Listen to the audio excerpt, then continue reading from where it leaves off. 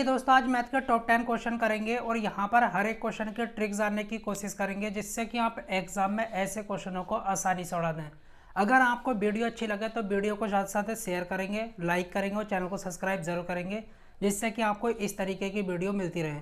देखिए पहला क्वेश्चन आपसे RRB NTPC 2016 में पूछा गया है। हम इसको शानदार तरीके से उड़ाने वाले हैं। देखिए आपको दे रखा है यदि a² + b² = 80 और a - b = 4 तो आपको ab की वैल्यू फाइंड आउट करनी है। कैसे करेंगे? बहुत आसान है। जो भी आपको दे रखा है उसको लिखिएगा। a² + b² = आपको 80 दे रखा है। ओके, a - b = आपको 4 दे रखा है। किसकी वैल्यू निकालनी है? ab की वैल्यू आपको फाइंड आउट करनी है। ओके, बहुत आसान है। अगर आपको a² + b² की वैल्यू दे रखी हो, a - b या फिर a + b, अगर यहाँ पर a - b है तो आप a - b वाला फॉर्मूला लगाओगे होल स्क्वायर का, a - b की होल स्क्वायर। अगर यहाँ पर प्लस होता तो यहाँ पर a + b की होल स्क्वायर वाला फॉर्मूला लगाता। तो ये क्या होता है? a² + b² - 2ab। ओके, अगर यहाँ पर प्लस होता तो यहाँ पर भी प्लस होता। अब a - b की वैल्यू कितनी दे रखी है? 4, उसका होल स्क्वायर = a² + b² की वैल्यू कितनी है? 80 - 2ab। ओके, 4 की स्क्वायर 16, इसको इधर लेकर आओ 80 = -2ab। अब देखिए यहाँ से कितना बचेगा? -64 = -2ab। माइनस से माइनस कट जाएगा, 2 से 64 को काटेंगे 32 आ जाएगा। तो ए बी की वैल्यू कितनी आ जाएगी? 32। तो इस तरीके से हमने ए बी की वैल्यू फाइंड कर ली। कौन सा ऑप्शन सही है? ऑप्शन डी आपका बिल्कुल करेक्ट है। तो ऐसे क्वेश्चनों को इस तरीके से कर लिया जाता है। ज़्यादा हार्ड नहीं है, खुले माइंड से करेंगे, बहुत आसान है। ओके, अब यह क्वेश्चन RRB ग्रुप डी 2018 में पूछा गया। किस तरीके से करेंगे? बहुत आसान है, बहुत ज़्यादा है। यदि किसी समकोण त्रिभुज का एक न्यून कोण 55 डिग्री है तो दूसरे न्यून कोण का मान ज्ञात कीजिए। आपको एक्यूट एंगल का मान ज्ञात करना बहुत आसान है। अच्छा, राइट एंगल ट्राइंगल क्या होता है? समकोण त्रिभुज क्या होता है? जिसमें एक कोण कितने का होता है? 90 का होता है। ओके, बाकी दो 90 से छोटे होते हैं, ये 90 से छोटे होते हैं। ओके, अब एक एक्यूट एंगल का मान दे रखा है आपको, मान के चलो ए का मान दे रखा है कितना? 55। ठीक है, तो डायरेक्ट भी आप निकाल सकते हैं दूसरे न्यून कोण का मान। 90 और 55 कितना होता है? 145। 145 में अगर 35 डालोगे तो 180। क्योंकि हम ये जानते हैं त्रिभुज के तीनों कोणों का जोड़, जो इंटीरियर एंगल होते हैं, अंतः कोण होते हैं, उनका जोड़ हमेशा कितना होता है? 180 होता है। कितना? 180। तो 180 तभी हो सकता है 90 और 55, 145 और 35 डाल दोगे तो 180 हो जाएगा। तो हमने इसका मान निकाल लिया, मतलब कि 35। तो हम डायरेक्ट भी कर सकते हैं और इस तरीके से भी कर सकते हैं। देखिए, इसको ए माना, इसको बी और इसको सी मान लेते हैं। त्रिभुज के तीनों कोणों का जोड़ कितना होता है? 180। इंटीरियर एंगल का सम 180। ओके, ए की वैल्यू कितनी है? 55। बी की वैल्यू कितनी है? 90। ओके, सी की वैल्यू निकालनी है, इस तरीके से भी कर सकते हैं। ये कितना हुआ? 145 प्लस एंगल सी 180। 180 में से 145 जाएगा तो 35 बचेगा। तो इस तरीके से हम कर सकते हैं। ऑप्शन आपका यहाँ पर डी बिल्कुल करेक्ट जाता है।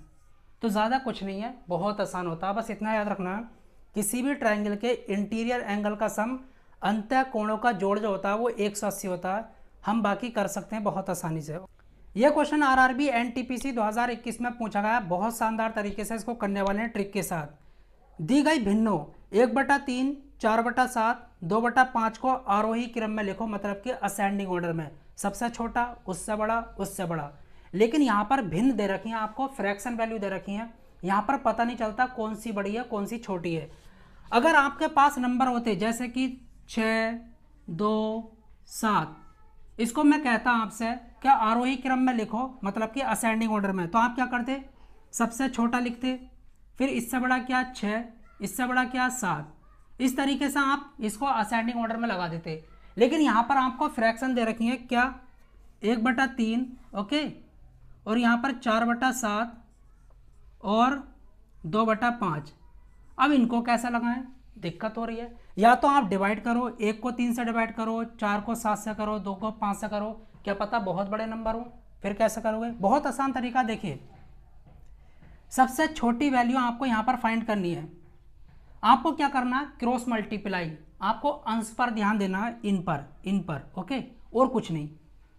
7 एकम 7, 3 चौक 12, जिसका अंश बड़ा होगा वो बड़ी भिन्न होगी, जिसका अंश छोटा होगा वो छोटी भिन्न होगी।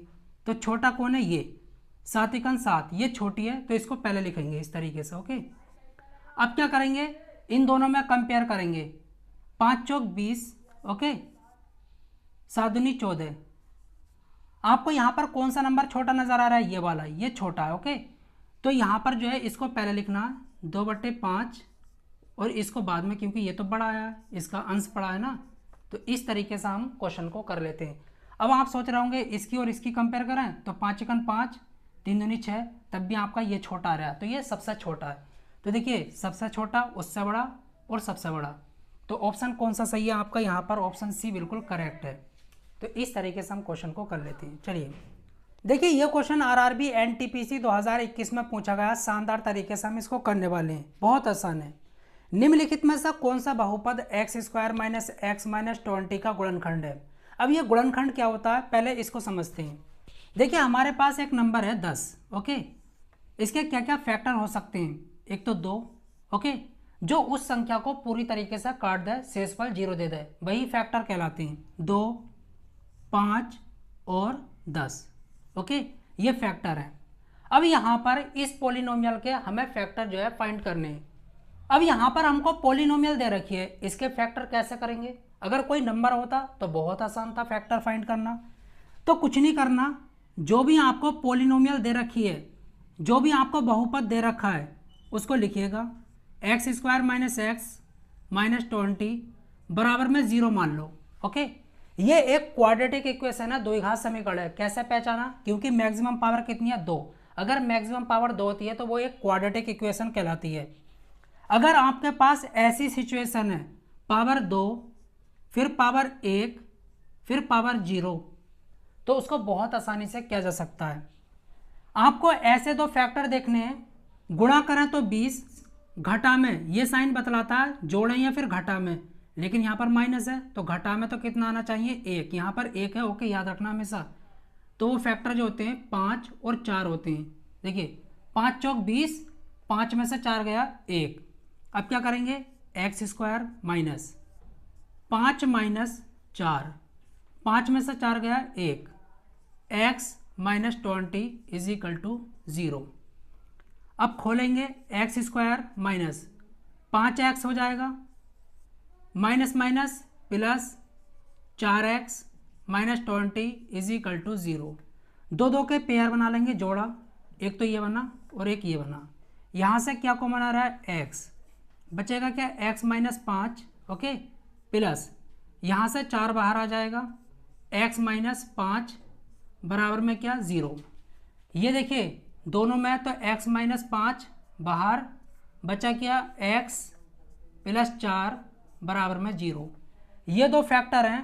देखिए इसको डिवाइड करेंगे तो शेषफल 0 आएगा, इसको आप इससे डिवाइड कर लो तो भी शेषफल 0 मिलेगा, चाहे तो इससे डिवाइड करो तब भी शेषफल 0 मिलेगा। कौन सा ऑप्शन सही है, देखिए x - 4 तो होगा नहीं, x - 5 होगा, ऑप्शन बी बिल्कुल आपका करेक्ट जाता है, ओके। x + 2 नहीं होगा, x + 5 नहीं होगा। आप इस तरीके से भी कह सकते हो, x - 5 = क्या, 0। इसको इधर लेकर आओ तो x की वैल्यू एक तो 5 आएगी, 5 रखोगे यहाँ पर x की वैल्यू तो 0 आ जाएगा। इस तरीके से भी कह सकते हैं, x + 4 = 0, x की वैल्यू -4 आएगी, माइनस का 4 रखोगे तब भी 0 आ जाएगा। तो ये दोनों जो हैं क्या हैं, इसके गुणनखंड है, मतलब कि फैक्टर हैं। तो इस तरीके से हम कर लेते हैं। आई होप आपको समझ आ गया होगा। ये क्वेश्चन आरआरबी आरपीएफ एसआई में पूछा गया है। इस क्वेश्चन को करने की मैं शानदार ट्रिक बताऊंगा, जिससे कि आप ऐसे क्वेश्चनों को आसानी से उड़ा दें। देखिए क्या दे रखा है, कितने समय में एक धनराशि 2 गुनी हो जाएगी यदि 12.5% की साधारण वार्षिक दर से निवेश किया जाए। बहुत आसान है। देखिए इसके लिए एक फॉर्मूला होता है, हमेशा याद रखना, R गुणा T इज इक्वल टू 100 गुणा n-1। ओके, अगर आपको क्वेश्चन में रेट दे रखा हो, दर दे रखी हो, साधारण वो भी, टाइम दे रखा हो और आपको दुगनी तिगनी 4 गुनी 5 गुनी, तो इस फॉर्मूले को लगा दो और क्वेश्चन हो जाएगा। आपसे यहाँ पर क्या पूछा है?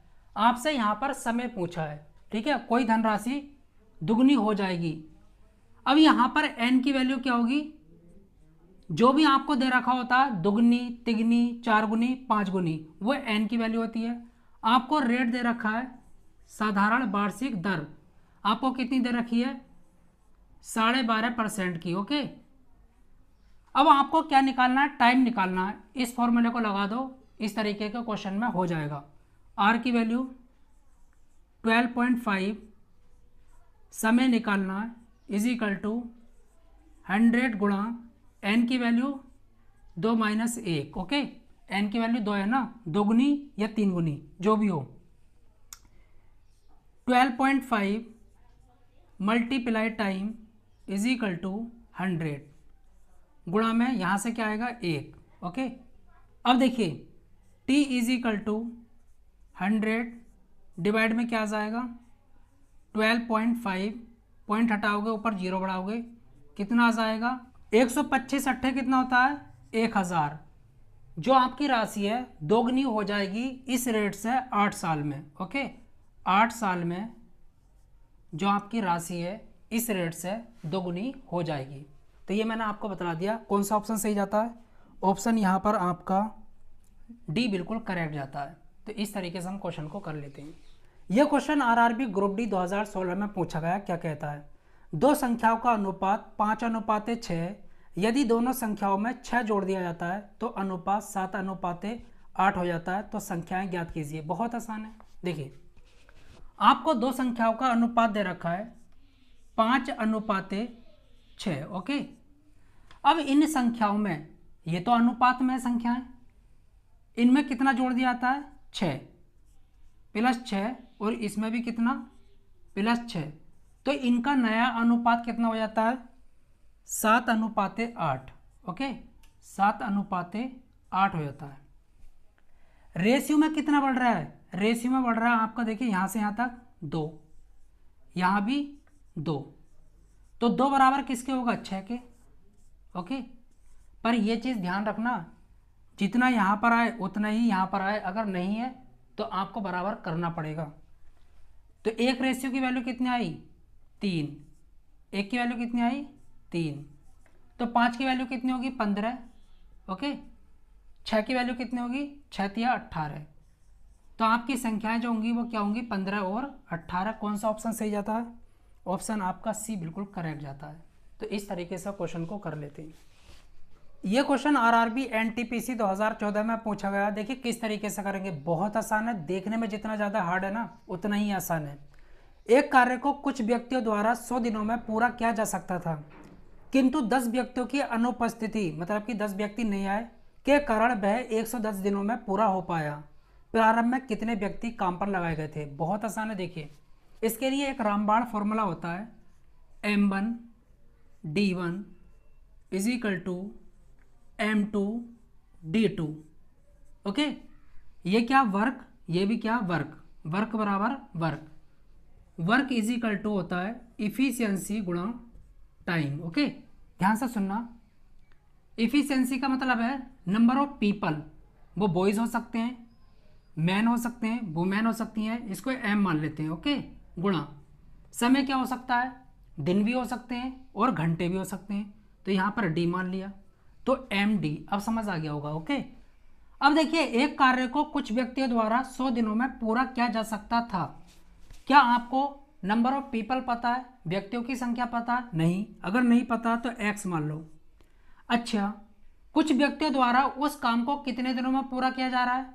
100 दिनों में, तो यहाँ पर जो है 100 लिख दो। Number of days is equal to, आगे क्या कहता है? अगर 10 व्यक्ति अनुपस्थित रहते हैं, मतलब कि 10 व्यक्ति नहीं आते हैं, तो काम को 110 दिनों में पूरा किया जाता है। तो मैं क्या करता हूँ, x माइनस 10 कर लेता हूँ, ओके, गुणा 110 दिन, ओके। जो भी x की वैल्यू आएगी, जितने भी आपने आदमी लगाए होंगे शुरू में, उन व्यक्तियों की संख्या निकल कर आ जाएगी। तो देखिए ये भी कार्य है, ये भी कार्य है, तो ये कितना हुआ 100x इज इक्वल टू, गुणा करेंगे तो 110x माइनस 10 गुणा 110, ओके। यहाँ से क्या मिलेगा, माइनस का 10x is equal to minus 10 multiply 110, minus से माइनस 10 से 10, ठीक है। तो शुरू में कितने व्यक्ति लगाए गए थे, 110। कौन सा ऑप्शन सही जाता है, ऑप्शन आपका बी बिल्कुल करेक्ट जाता है।